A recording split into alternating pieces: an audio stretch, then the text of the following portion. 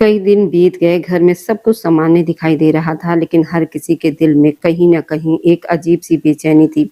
लता ने अपने नाना जी के सामने साफ कह दिया था कि वे शादी करेगी तो बस इसी घर में रहकर। नाना जी उसके प्यार और समर्पण को देखकर कुछ कह नहीं पाए। उधर हितेश चौबे भी हर दिन उस पल का इंतजार कर रहा था जब वो लता के सामने सच लेकर खड़ा होगा। लेकिन सच इतना आसान नहीं था। एक रात जब सब लोग सो चुके थे, लता अपने कमरे की खिड़की के पास खड़ी चांद को देख रही थी। उसे ऐसा लग रहा था जैसे जिंदगी किसी अजीब मोड़ पर आकर खड़ी रह गई है। तभी पीछे से धीमी आवाज आई, लता। वह चौंक कर मुड़ी तो दरवाजे पर हितेश खड़ा था। उसकी आंखों में वही चमक थी, लेकिन आज उसमें एक रहस्यमय भी छिपा था। लता कुछ कहती उससे पहले ही हितेश ने धीरे से कहा, हर कहानी की एक शुरुआत होती है और एक अंत भी, लेकिन कुछ कहानियां ऐसी होती हैं जिनका अंत ही उनकी नई शुरुआत बन जाता है। लता उसकी बात समझ नहीं पाई, बस उसे देखती रह गई। उसी समय दूर कहीं फोन की घंटी बजी। आयुष ने फोन उठाया तो दूसरी तरफ वही आवाज थी जिसने उसकी दुनिया हिला दी थी। फायर की आवाज। आयुष ने कांपते हुए पूछा, तुम सच में जिंदा हो? उधर से धीमी हंसी आई और आवाज बोली, कहानी अभी खत्म नहीं हुई आयुष, असली खेल तो अब शुरू होगा। ये सुनते ही आयुष के हाथ से फोन लगभग छूट गया। उसी वक्त शहर के दूसरे कोने में मैक्स अपनी कुर्सी पर बैठा मुस्कुरा रहा था। उसे लगता था कि उसने अपने सबसे बड़े दुश्मन को खत्म कर दिया है, लेकिन उसे ये नहीं पता था कि जिस खेल को वो खत्म समझ रहा है वह तो अभी शुरू हुआ है। और उसी पल हितेश ने लता की तरफ देखते हुए मुस्कुरा कर कहा, क्या तुम जानती हो लता, कुछ लोग किस्मत से मिलते हैं और कुछ लोग किस्मत बदलने के लिए। लता उसकी बात सुनकर चुप रह गई, लेकिन उसके दिल में अजीब सी हलचल होने लगी। बाहर आसमान में चांद पहले से ज्यादा चमक रहा था, जैसे वह भी इस कहानी का राज जानता हो। और वहीं से कहानी फिर उसी मोड़ पर लौट आई जहां से सब कुछ शुरू हुआ था। एक लड़की की धड़कनों में छुपा एक राज, एक आदमी जिसकी मुस्कान के पीछे छिपी थी पूरी दुनिया को हिला देने वाली ताकत। कुछ ऐसे दुश्मन जो अभी तक परछाइयों में छिपे थे। यही इस कहानी का अंत भी था और यहीं से उसकी असली शुरुआत थी, क्योंकि कुछ कहानियां खत्म नहीं होती, वो बस एक नई तूफान से पहले की खामोशी बन जाती है। क्या तुम कुछ समय के लिए मेरे नकली पति बनकर मेरे साथ मेरे घर रह सकते हो? देखो, मैंने तुम्हारी जान बचाई है, इतनी मदद तो तुम मेरी कर सकते हो। जब तक तुम्हारे वापस अपने देश जाने का इंतजाम नहीं हो जाता, तब तक तुम ये झूठा नाटक कर लो। लता आखिर शर्म से झुके चेहरे के साथ उस अनजान आदमी को धीरे धीरे मनाते हुए बोल गई। ऐसी बात उसके मुंह से सुनकर वह हैरान रह गया। उसे बिल्कुल उम्मीद नहीं थी कि लता ऐसा कुछ कहेगी। वह उस खूबसूरत लड़की को ऊपर से नीचे तक आश्चर्य से देखने लगा, जिसने इतनी बड़ी बात कह दी थी। क्या होगा इस कहानी में? क्या वह मान जाएगा? क्या वह इस झूठी शादी के लिए तैयार होगा, या फिर इसी झूठ से एक सच्चे प्रेमी की कहानी शुरू होगी? कैसी हो मेरी प्यारी मुंह बोली बहन? दिन भर अस्पताल में काम की थकान के बाद जब वो थकी हुई अस्पताल से बाहर निकली, तो अचानक उसका सामना ऐसे शैतान से हुआ जो उसकी जिंदगी का सबसे बड़ा जख्म था। लता ने घृणा से जगन विकास को देखा और बोली, अपनी गंदी जुबान से बहन जैसे पवित्र शब्द का नाम मत लो घटिया आदमी। तुम्हें क्या पता कि भाई बहन का पवित्र रिश्ता क्या होता है? उसके शब्दों में इतना जहर देखकर जगन हंस पड़ा और बोला, मुझे कैसे पता होगा? ना तो हमारा बाप एक है और ना ही माँ। मुझे तो बस तुम्हारी सौतेली माँ ने गोद लिया था ताकि अपने बुढ़ापे का सहारा बना सकूं। खैर, तुम भी जानती हो लता, और मैं भी, हमारा कोई सगा रिश्ता नहीं है। फिर क्यों दर दर की ठोकर खाती हो? मेरी बात मान क्यों नहीं लेती? मुझसे शादी कर लो, रानी बनाकर रखूंगा। जगन की आंखों में जलती हवस देखकर लता का हाथ उस पर उठते उठते रुक गया। दफा हो जाओ बेशर्म इंसान। दिल तो करता है जूतों से मार मार कर तुम्हारा चेहरा बिगाड़ दूं। जिस पर तुम्हें बहुत घमंड है, जिस औरत ने तुम्हें अपने बेटे की तरह पाला, तुम उसी का मजाक बनाते हो। जिस आदमी ने तुम्हारे सिर पर हाथ रखा, तुमने उसके साथ ही वफादारी नहीं की, तो तुम मेरे क्या होगे? मैं तुम पर और तुम्हारी बात पर धिक्कार भेजती हूँ। ये कहकर उसने जमीन पर थूक दिया और उसे अपमानित करके चली गई। जगन का खून खौल उठा और उसने तेजी से उसका हाथ पकड़ लिया और बोला, लता हर्ष, मैं सिर्फ इसलिए तुम्हारे पीछे आता हूँ क्योंकि तुम्हारी खूबसूरती ने मुझे पागल कर दिया, वरना तुम्हारी इस बेइज्जती का ऐसा जवाब देता कि दुनिया देखती। आखिर कमी क्या है मुझ में? दुनिया की लड़कियां मुझ पर मरती हैं। मैं पैसा, ताकत, सफलता, सब कुछ है मेरे पास जो किसी लड़की को चाहिए होता है। फिर तुम्हें किस बात का घमंड है? उसकी आंखों में गुस्सा जल रहा था, लेकिन लता हल्की व्यंग भरी हंसी हंस पड़ी और बोली, पैसा, दौलत और सफलता। वह जोर जोर से हंसने लगी। जगन ने शर्म से उसे छोड़ दिया। लता बोली, जिस पैसे का घमंड तुम मुझे दिखा रहे हो वो मेरे पिता कमल का है, जिसे तुमने धोखे से अपने नाम कर लिया है। ये शान, शौकत और ताकत मेरे पिता की है। तुमने उनकी मजबूरी का फायदा उठाकर सब कुछ छीन लिया और अब मेरी आंखों में आंखें डालकर कहते हो ये सब तुम्हारा है।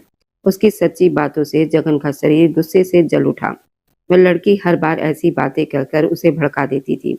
उसने दांत भींचकर कहा, तरसती रहोगी लेकिन मेरे अलावा कोई तुम्हें अपनाएगा नहीं। बूढ़ी हो जाओगी अपने इस बूढ़े नाना जी के घर बैठी बैठी। मैं भी देखता हूँ कौन तुमसे शादी करता है। तुम्हें अपने पैरों में नहीं गिरा दिया तो मेरा नाम नहीं।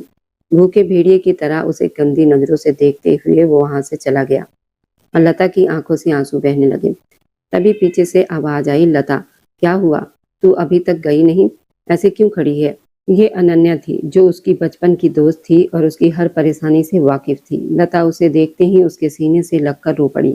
अनन्या ने परेशान होकर पूछा, क्या हुआ बताओ तो।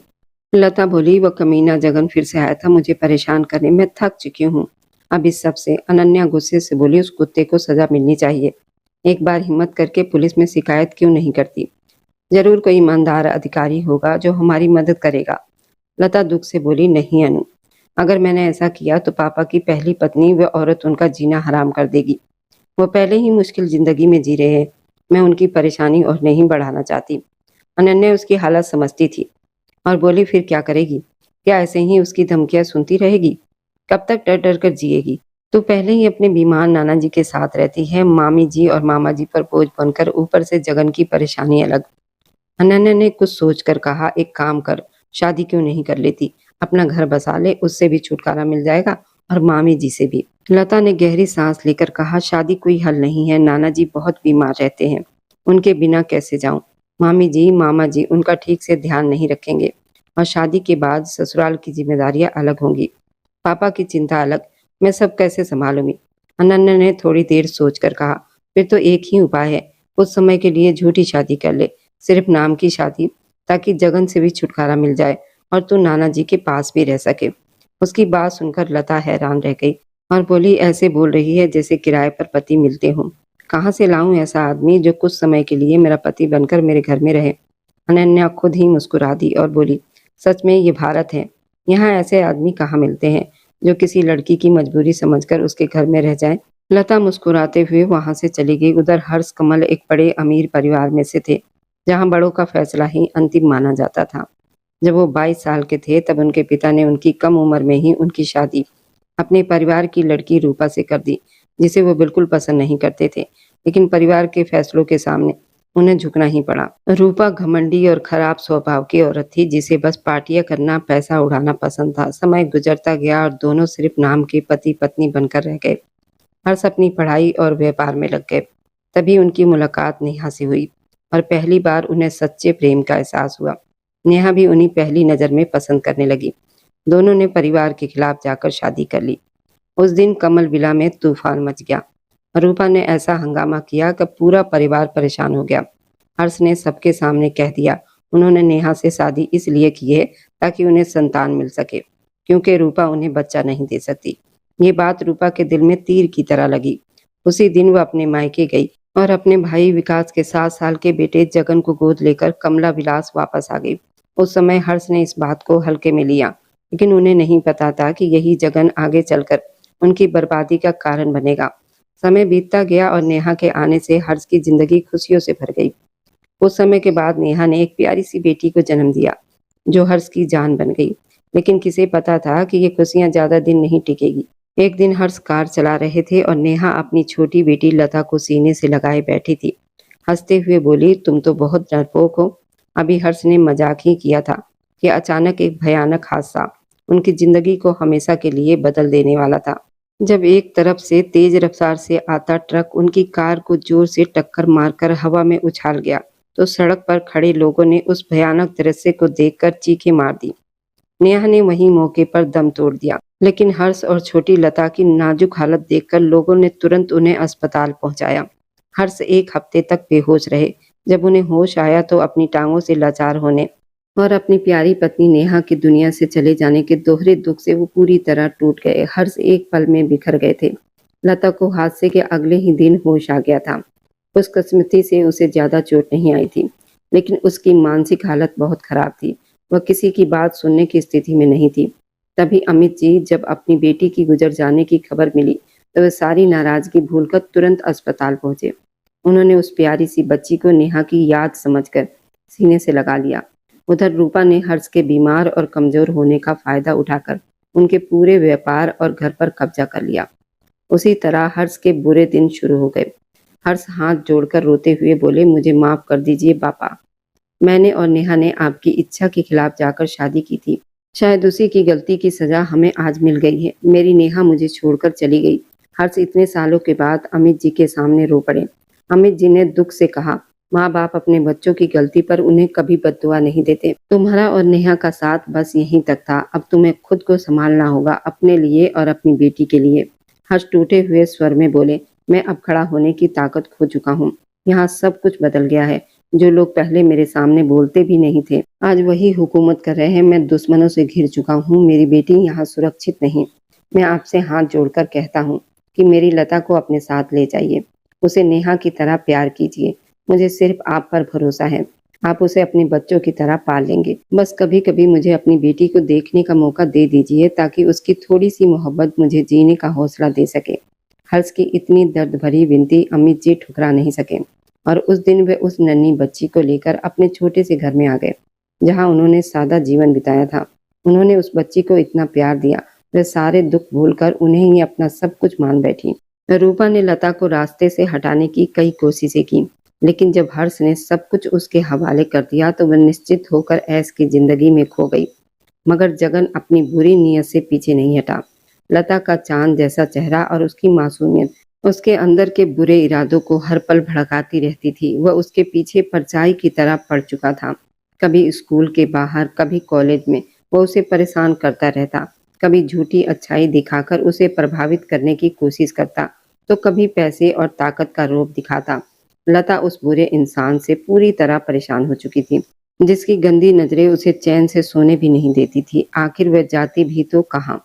नाना जी के अलावा उसका था ही कौन?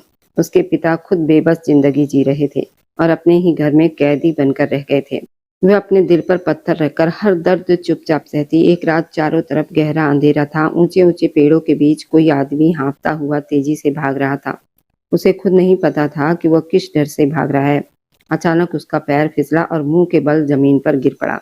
दर्द की तेज लहर उसके शरीर में दौड़ गई। उसने उठने की कोशिश की, लेकिन फिर गिर पड़ा। तभी उसके सामने किसी ने अपना हाथ बढ़ाया। उस हाथ को देखकर उसका शरीर कांप उठा। धीरे धीरे उसने ऊपर देखा, तो लंबे रेशमी बाल हवा में उड़ रहे थे। चांद जैसी उजली रंगत, और सबसे खास उसकी आंखें थे, झील जैसी गहरी आंखें जिनमें कोई रहस्य छिपा था। उन आंखों में देखते ही उसका दिल जैसे धड़कना भूल गया। और उसी समय हितेश चौबे रात के सन्नाटे में अचानक घबराकर उठ बैठे। ठंडे कमरे में भी उनका शरीर पसीने से भीग गया था। वह गहरी सांस लेते हुए खुद को संभालने लगे, क्योंकि पिछले 12 सालों से यही सपना उन्हें बार बार परेशान कर रहा था। हर बार उन्हें लगता था जैसे वह सपना नहीं बल्कि सच हो। वे उन आंखों को लाखों की भीड़ में पहचान सकते थे, जिनके प्रेम में वो कैद थे। हितेश चौबे एक बहुत बड़े उद्योगपति थे, जिनके पास बड़े बड़े मॉल, होटल, रिपोर्टर, जमीनें थी। वो एशिया के मशहूर व्यापारियों में गिने जाते थे। लेकिन उनकी एक और पहचान भी थी। अंधेरी दुनिया में लोग उन्हें फायर के नाम से जानते थे। इस दुनिया में उनका नाम सुनकर ही लोग कांप उठते थे। 6 फुट 3 इंच लंबा कद, मजबूत शरीर, चौड़ा सीना, मजबूत कंधे, घने बाल, तेज नाक और गहरी रहस्यमयी आंखें, जिनसे नजरें मिलाने की हिम्मत कम ही लोग कर पाते थे। अपने पिता के गुजर जाने के बाद उन्होंने सारी ताकत अपने हाथ में ले ली थी। उनके 2 ही खास आदमी थे, अजय और जय, जिन पर उन्हें पूरा भरोसा था। शहर की सबसे ऊंची इमारत के ऊपर बने अपने कमरे की खिड़की से बाहर देखते हुए सिगरेट की कस ले रहे थे और गहरी सोच में डूबे थे। तभी उनका फोन बजा। उन्होंने ठंडी आवाज में कहा, बोलो आयुष। उधर से जवाब आया, हमने उन्हें पकड़ लिया है और उनकी सारी गैरकानूनी तस्करी अब हमारी निगरानी में है। हितेश ने कहा, ठीक है, मैं पहुंच रहा हूँ, और फोन काट दिया। उधर बांधा हुआ आदमी लोकेश घबराकर चिल्ला रहा था, मुझे अपने हाथों से गोली मार दो, लेकिन फायर के हवाले मत करो। मैं तुम्हें बहुत पैसा दूंगा, लेकिन मुझे उस आदमी के हवाले मत दो। अजय ने बिना कोई भाव दिखाए मुंह फेर लिया। तभी अंधेरे में भारी कदमों की आवाज आई और हितेश चौबे वहां पहुंचे। लोकेश का चेहरा डर से सफेद पड़ गया। हितेश ने शांत आवाज में कहा, मुझे आराम से उस आदमी का नाम बता दो जिसके सहारे तुमने इतनी हिम्मत की कि मेरे इलाके में मेरे नियम तोड़ दिए। रोहित की ठंडी आवाज सुनकर लोकेश पसीने से भीग गया। वह डर के मारे कहने लगा, मैं अब कभी औरतों की तस्करी नहीं करूंगा। लालच में अंधा हो गया था, मुझे एक मौका दे दो। हितेश हल्का सा मुस्कुराए और बोले, लगता है तुम सच नहीं बताओगे। इतना कहकर उन्होंने हाथ में पकड़ा छोटा सा खंजर लोकेश की गर्दन पर फेर दिया और अगले ही पल उसकी गर्दन जमीन पर गिर गई। अजय और जय ने आंखें बंद कर ली। हितेश ने कहा, इसकी गर्दन उठाकर उसके भाई मैक्स को भेज दो ताकि सबको पता चल जाए कि शंकर के खिलाफ जाने का अंजाम क्या होता है। उधर उसी समय लता अस्पताल से निकल रही थी कि अचानक जगन ने आकर उसका हाथ पकड़ लिया। लता ने झटके से हाथ छुड़ाकर उसे धक्का दे दिया। जगन बोला, अभी तो तुमने मेरी असली ताकत देखी नहीं है। मैं तुम्हें 3 महीने का समय देता हूँ। मुझसे शादी के लिए मान जाओ, वरना तुम्हारी ऐसी हालत करूंगा तुम किसी के काबिल नहीं रहोगी। ये कहकर वह चला गया। लता घर पहुंची और अमित जी के सीने से लगकर रोने लगी। अमित जी ने प्यार से पूछा, क्या हुआ मेरी बच्ची? लता बोली, नाना जी, क्यों बुरे लोग हमेशा कमजोर लोगों को ही सताते हैं? भगवान हमें इतनी ताकत क्यों नहीं देता कि हम उन्हें जवाब दे सकें? अमित जी ने समझाते हुए कहा, यही जीवन की परीक्षा है। भगवान पर भरोसा रखो, तुम्हें तुम्हारी सहन शक्ति से ज्यादा दुख नहीं देंगे। तभी पीछे से नीलम देवी आकर बोली, आ गई हमारी महारानी, चलो रसोई में आकर थोड़ा काम कर लो, मैंने भी अपने बच्चों और पति को देखना है। लता चुपचाप उठकर रसोई में चली गई। वह अपने हिस्से का खाना बनाकर अमित जी के कमरे में ले आई। अमित जी बोले, अब इन लोगों पर इतने एहसान मत करो, मैं कहता हूँ तुम शादी कर लो और अपना घर बसा लो। लता ने कहा, मुझसे कौन शादी करेगा? अब मुझे इन रिश्तों पर भरोसा नहीं रहा। अमित जी मुस्कुराकर बोले, नहीं मेरी बच्ची, प्रेम आज भी होता है, लेकिन ये हर किसी को नहीं मिलता। ये सुनकर लता हंस पड़ी और बोली, नाना जी, ये प्रेम होता कैसा है? अमित जी ने अपनी पत्नी की तस्वीर उठाकर कहा, हमारा साथ ज्यादा समय तक नहीं रहा, लेकिन आज भी मैं उन्हें याद करता हूँ। लता भावुक होकर उनके गले लग गई। अमित जी ने कहा, मैं भगवान से प्रार्थना करूंगा तुम्हें भी सच्चा प्रेम मिले। लता हंसकर बोली, नहीं, मुझे नहीं चाहिए ये सब। तभी दूर कहीं मैक्स अपने भाई लोकेश की कटी लाश देखकर चीख रहा था। कसम खा रहा था वह हितेश चौबे से बदला लेकर रहेगा। उसी समय हितेश चौबे अपने एक गुप्त काम के सिलसिले में भारत के उत्तराखंड के पहाड़ी इलाके में पहुंचे थे, जहां ऊंचे पहाड़, घने जंगल, बहती नदियां थी और वह पिछले 2 दिनों से वहीं ठहरे हुए थे। एक अजीब सी कशिश उसे अपनी ओर खींचती थी। वह जब भी यहाँ आता तो अकेला ही आता था, क्योंकि ये जगह सिर्फ उसके बहुत खास दोस्तों को ही पता थी। उसके पास सब कुछ था, दौलत, ताकत, जिंदगी, हर सुविधा, लेकिन प्रेम के दीप की रोशनी से उसकी जिंदगी खाली थी। वह अपने सपनों में दिखाई देने वाली उस अधूरी तस्वीर से बेहद प्यार करने लगा था, उन आंखों से जिनमें उसका प्रेम सांस लेता था। उसने पूरी दुनिया घूम ली थी उन आंखों की तलाश में, लेकिन वह उसे कहीं नहीं मिली। वह जानता था कि वह सुंदर आंखें नशे की तरह है जिनके पीछे वह भाग रहा है, फिर भी उन्हें याद करना और सपनों में देखना उसे अच्छा लगता था। हल्की हल्की शाम ढलकर अब अंधेरे में बदलने वाली थी। जब वो घने जंगल के बीच से नीचे की ओर उतर रहा था, उसके विचार इधर उधर भटक रहे थे और उसे उसी की याद दिला रहे थे। तभी अचानक कहीं गोली चली और उसके कंधे पर लगी। हितेश चौबे बुरी तरह ढलान से नीचे की ओर ढलकता चला गया। कई छोटे बड़े पत्थर उसके सिर और कमर से टकराते हुए उसे लहूलुहान कर गए।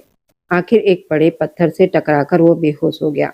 वह कितनी देर तक वहां अकेला बेहोश पड़ा रहा, ये कोई नहीं जानता था। अब रात पूरी उतर चुकी थी। दूर दूर से जंगली जानवरों की आवाजें सुनाई दे रही थी। चांद की हल्की रोशनी में उसका खून से सना घायल शरीर खाई के पास एक बड़े पत्थर के सहारे बेबस पड़ा था।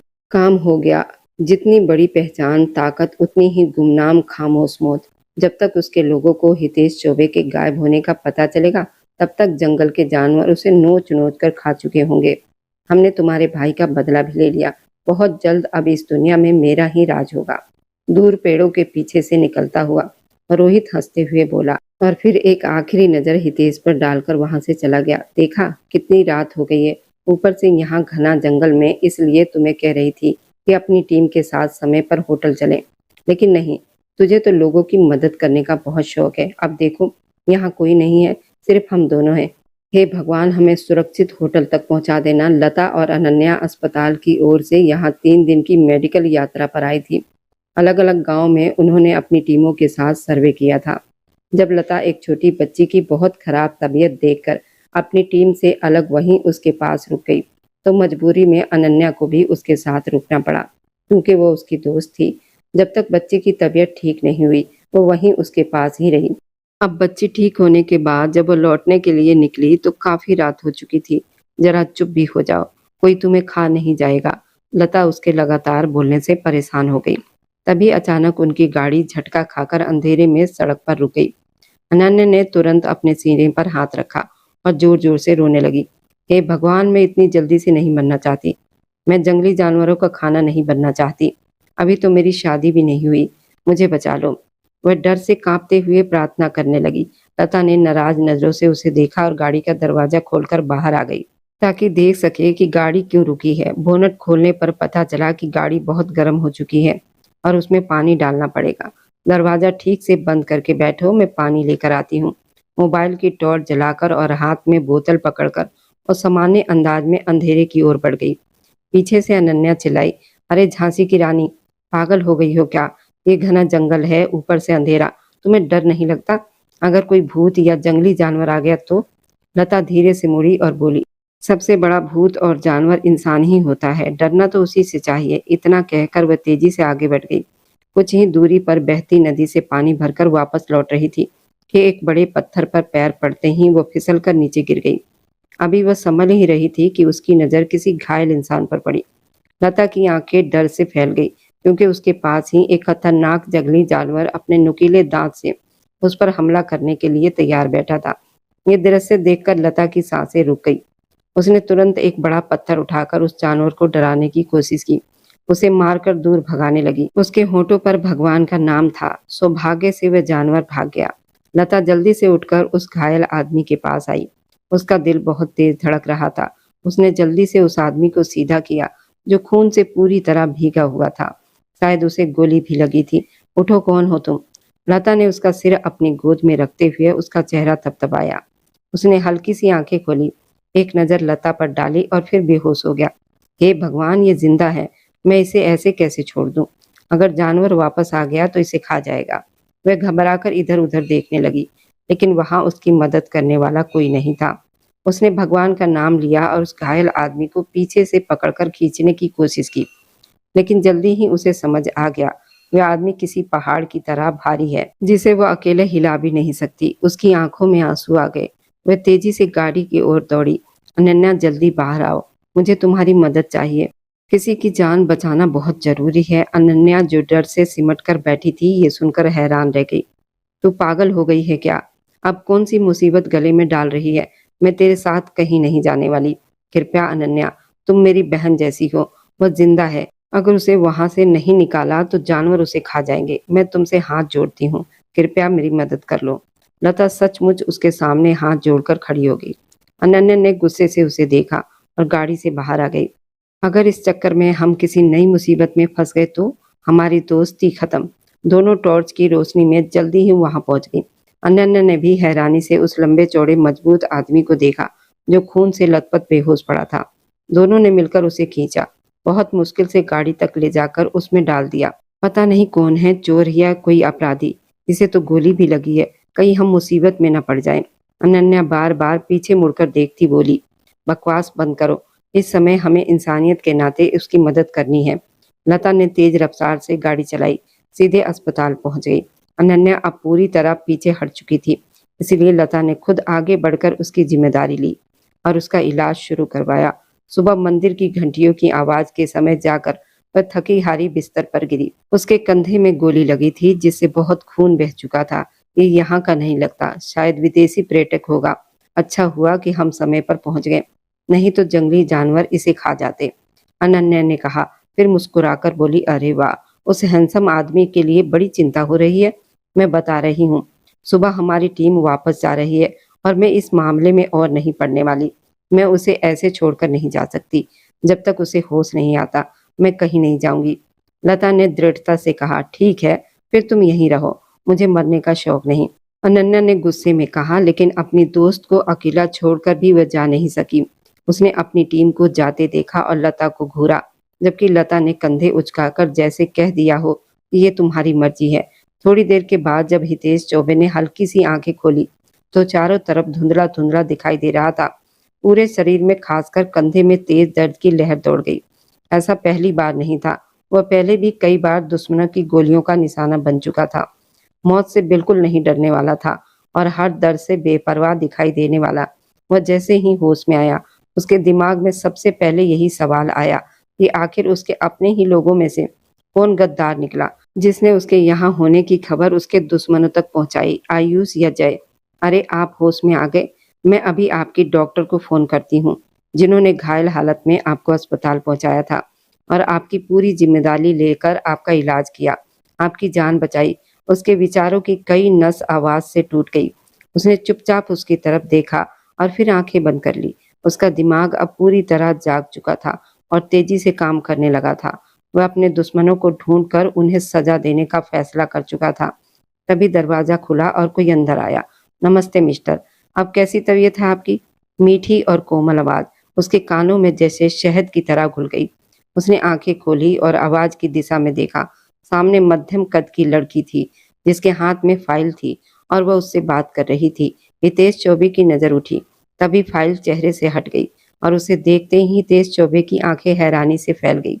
उसकी सीधी नाक, गुलाबी होंठ, साफ और मुलायम चेहरा, ठोड़ी पर चमकता छोटा सा तिल, गोरा दमकता रंग, लंबे खुले बाल और सबसे बढ़कर उसकी आंखें। हितेश चौबे की नजरें उसकी आंखों पर टिक गई। शहद जैसे रंग की गहरी आंखें, लंबी पलकों से ढकी हुई, जिसमें एक अजीब सी शांति थी।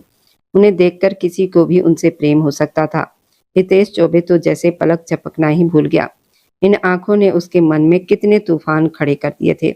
उसे लगा जैसे उसका वर्षों पुराना सपना सच होकर उसके सामने आ गया हो। वही चेहरा जिसे उसने अपने सपनों में देखा था। आपका नाम क्या है? क्या आप सुन रहे हैं? आपको कंधे में गोली लगी थी। आप यहाँ के नहीं लगते, शायद किसी दूसरे देश के आए हैं। वह उसकी खामोश नजरों को देखकर एक के बाद एक सवाल पूछ रही थी। हितेश चौबे क्या कहता? जिंदगी में पहली बार वह इस तरह चुप हो गया था, बस उसे देखता रह गया। क्या कहता कि वो एक बहुत बड़ा अरबपति कारोबारी है जो अकेले भारत घूमने चला आया है? ये बताता कि वो एक ऐसा आदमी है जिसके बहुत दुश्मन हैं, जिन्होंने उसे मारने की कोशिश की। ऐसा कहने पर तो वह उससे दूर भाग जाती। लता उसे ध्यान से देख रही थी और वो बड़ी बड़ी आंखों से उसे घूर रहा था। क्या वो ये कह दे कि वही लड़की है जो सालों से उसके सपनों में आती रही है, कि उसकी आंखें उसके प्रेम की आखिरी मंजिल बन चुकी है? नहीं, ऐसा कहता तो वो शायद उसे पागल समझती। इतने विचार उसके दिमाग में तेजी से घूम रहे थे। तभी उसके दिमाग में एक चालाकी भरा विचार आया और उसके चेहरे पर मासूमियत छा गई। क्या बताऊं डॉक्टर, मैं देखने में भले ही विदेशी लगता हूँ, लेकिन मैं भारत का ही हूँ। मैं नौकरी के लिए रूस गया हुआ था। मेरा नाम हितेश है। इस दुनिया में मेरा कोई अपना नहीं। मैं यहाँ घूमने आया था, लेकिन पास के गांव के कुछ लोगों ने गलतफहमी में मुझे बहुत मारा। उन्होंने मेरा पासपोर्ट और सारे कागज जला दिए और मेरे पैसे भी छीन लिए। वो मुझे मारना चाहते थे, लेकिन मैं किसी तरह भाग निकला। पीछे से उन्होंने गोली चला दी, जो मेरे कंधे में लग गई। शायद वे लोग अभी भी मुझे ढूंढ रहे होंगे। मेरा कोई नहीं है जो मेरी मदद कर सके। आपका बहुत बहुत धन्यवाद डॉक्टर। अगर आप मुझे यहाँ नहीं लाती तो मैं मर चुका होता। उसने आंखों में नकली आंसू भरकर दुखी आवाज में कहा। लता का दिल पिघल गया। उसे बहुत दुख हुआ। कोई किसी बेबस इंसान के साथ इतना बुरा कैसे कर सकता है? आप बिल्कुल चिंता मत कीजिए, मैं हूं ना। कोई आपको हाथ भी नहीं लगा सकता। आप यहाँ आराम से रहिए। मेरा नाम डॉक्टर लता है। मैं देखती हूँ आपको कोई नुकसान ना पहुंचा सके। लता ने भरोसे से कहा और उसके कंधे पर हाथ रख दिया। उसके स्पर्श से हितेश चौबे का दिल तेजी से धड़कने लगा। पहली बार किसी लड़की ने उसे छुआ था, वह भी वही लड़की जिसे वो बरसों से अपने सपनों में देखता आया था। उसकी खुशबू जैसे उसे अपने जादू में बांध रही थी। जब वो वहां से चली गई तो वह हल्की मुस्कान के साथ बोला, लता, तुम नहीं जानती मैं तुमसे कितना प्यार करता हूँ। जैसे भगवान ने तुम्हें मेरे लिए भेजा है। अब तुम मुझसे दूर नहीं जा सकती। उधर कमरे में लौटकर लता सारी बात अनन्या को बताई। वो भवें उचकाकर बोली, मुझे तो लगता है यह आदमी कुछ गड़बड़ है। देखने में तो कोई अमीर आदमी लगता है, इतना मजबूत भी है। अगर सच में इतना कमजोर होता तो जंगल में अकेला घायल नहीं पड़ा होता। लेकिन खैर, उसकी जान भी तो तुम्ही ने बचाई है, आगे मदद भी तुम्ही ने करना है। लता थोड़ी देर सोचती रही। तभी अनन्या बोली, सुन, एक विचार है, तो उसकी मदद करते करते अपनी भी मदद ले ले। लता ने हैरानी से पूछा, कैसे? अनन्या मुस्कुराई और बोली, तुझे एक नकली पति चाहिए था ना, ताकि तू अपने नाना जी को दिखा सके कि तूने शादी कर ली है। बस वही कर ले, जब तक वो यहाँ उससे कह दे कि वह तेरे साथ नकली पति बनकर रहे। ये सुनकर लता चौंक गई, लेकिन कुछ पल के बाद वह सोच में पड़ गई। शायद ये रास्ता सही हो सकता है। वह धीरे से उसके कमरे में गई। हितेश चौबे बिस्तर पर लेटा मुस्कुरा रहा था। नमस्ते मिस्टर हितेश, अब कैसे हैं आप? उसकी आवाज सुनते ही उसने आंखें खोली और प्यार भरी नजरों से उसे देखा। मैं बिल्कुल ठीक हूँ, लेकिन मुझे लगा आप मुझे छोड़कर चली गई, उसने उदास स्वर में कहा। लता उसके सामने कुर्सी पर बैठ गई और कुछ देर चुप रही, फिर हिम्मत करके बोली, क्या आप कुछ समय के लिए मेरे नकली पति बनकर मेरे साथ मेरे घर चल सकते हैं? मैंने आपकी जान बचाई है, बदले में आप मेरी थोड़ी मदद कर दीजिए। जब तक आप अपने घर वापस नहीं जाते, तब तक ये छोटा सा नाटक कर लीजिए। ये सुनकर हितेश चौबे हैरान रह गया, लेकिन अगले ही पल उसने मुस्कुराकर कहा, ठीक है, मैं ये नाटक करने के लिए तैयार हूँ। ये सुनकर लता की आंखों में खुशी चमक उठी। उसने जल्दी जल्दी उसे पूरी योजना समझाई। वह सबको बताएगी। वह बहुत अमीर परिवार से है और दोनों एक दूसरे को पसंद करते हैं और शादी करना चाहते हैं। कुछ महीनों तक सबके सामने पति पत्नी का नाटक करेंगे और फिर वह चुपचाप यहाँ से चला जाएगा। हितेश चौबे खामोशी से मुस्कुराता रहा। उसके मन में कुछ और ही चल रहा था। उधर कमरे में लौटकर लता ने जब ये बात अनन्या को बताई तो वो खुशी से उछल पड़ी। वाह, मजा आ जाएगा, एक नकली शादी जो सबको असली लगेगी। लता परेशान होकर बोली, मुझे तो डर लग रहा है, वह एक जवान आदमी है, अगर उसकी नीयत खराब निकली तो? अनन्या हंसते हुए बोली, मुझे तो डर है कहीं तेरी नीयत खराब ना हो जाए। उस हैंडसम आदमी पर ऐसा लगता है जैसे सुंदरता का देवता जमीन पर उतर आया हो। इतना सुंदर आदमी कोई कैसे हो सकता है? उसके बाजू इतने मजबूत और सख्त थे कि मुझे ठंड में भी पसीना आने लगा। अगर मेरी सगाई ना हुई होती ना, कसम से मैं उसे भगाकर ले जाती। अनन्या होठों पर जीभ फेरते हुए ख्यालों में खोकर बोली। तभी लता ने जोर से उसे लात मारी। वह धड़ाम से जमीन पर गिर गई। बेशर्म, पता नहीं किस बेकार आदमी की आदतें तुम में आ गई है। तुम्हें शर्म नहीं आती? सगाई हो चुकी है और फिर भी ऐसे बात कर रही हो? लता गुस्से से बोली और माथे पर हाथ रखकर अपने कमरे में चली गई। पीछे से अनन्या हंसती रह गई। मेरी प्यारी सी शर्मीली लता, शादी होने दो, फिर देखना तुम भी प्यार में पागल हो जाओगी। ये कहते हुए वो बिस्तर पर जाकर लेट गई। उधर दूसरी तरफ आयुष जोर से चिल्लाया, नहीं, ऐसा नहीं हो सकता, फायर नहीं मर सकता, ये झूठ है। जय भी परेशान होकर उसे देखने लगा। तभी मैक्स जोर से हंस पड़ा। तुम्हें क्या लगा मैं अपने भाई के मौत का बदला नहीं लूंगा? मैंने भी उसे वैसे ही दर्दनाक मौत दी है जैसी उसने लोकेश को दी थी। अब फायर हमेशा के लिए मेरे रास्ते से हट गया है। अब इस अंधेरी दुनिया में मेरा राज होगा। मैक्स ये कहकर फोन काट गया। आयुष ने गुस्से में फोन जमीन पर दे मारा। ऐसा नहीं हो सकता, फायर इतनी आसानी से नहीं मर सकता। उसके भारत आने की खबर सिर्फ तुम्हें और मुझे थी, फिर मैक्स को कैसे पता चला? आयुष गुस्से से जय का कॉलर पकड़कर बोला। जय भी गुस्से में बोला, तुम मुझ पर शक कर रहे हो? फायर तुम्हारा ही नहीं मेरा भी दोस्त है। उसके लिए मैंने कई बार अपनी जान खतरे में डाली है और तुम्हें लगता है कि मैं उसकी मौत का जिम्मेदार हूँ? ऐसा भी तो हो सकता है। खबर तुमने ही दी हो और अब इल्जाम मुझ पर लगा रहे हो। दोनों के बीच बहस होने लगी। फिर आयुष जमीन पर बैठकर रोने लगा। देखो मेरे दोस्त, हम दोनों फायर से बहुत प्यार करते हैं और उसके वफादार हैं, लेकिन ये मत भूलो कि उसके बहुत खतरनाक दुश्मन है। हो सकता है खबर किसी और ने दी हो, लेकिन हम भारत जाकर उसे ढूंढेंगे जब तक हमें खुद यकीन नहीं हो जाता कि वह जिंदा है या नहीं। जय ने उसके कंधे पर हाथ रखते हुए कहा। आयुष ने आंसू पोंछे और सिर हिलाया। हाँ, हम उसे ढूंढेंगे। उधर लता हितेश चौबे को समझा रही थी, देखो कुछ पैसे हैं, इसे अच्छे कपड़े और जूते खरीद लेना, और ये मेरी दोस्त के फ्लैट की चाबी है। कुछ दिन तुम्हें वहीं रहना होगा। कल तुम अच्छे से तैयार होकर मेरे घर इस पते पर आ जाना और जैसे मैंने कहा वैसा ही सबको बताना है। वह उसे ऐसे समझा रही थी जैसे वो कोई छोटा बच्चा हो। हितेश चौबे उसकी तरफ मासूम नजरों से देखते हुए सिर हिला रहा था। अगर कोई गलती हुई तो याद रखना मेरी भी डांट पड़ेगी, इसलिए जैसा मैं कह रही हूँ वैसा ही करना। किसी को भी हम पर शक नहीं होना चाहिए। लता ये कहकर चली गई। हितेश चौबे हल्का मुस्कुरा दिया।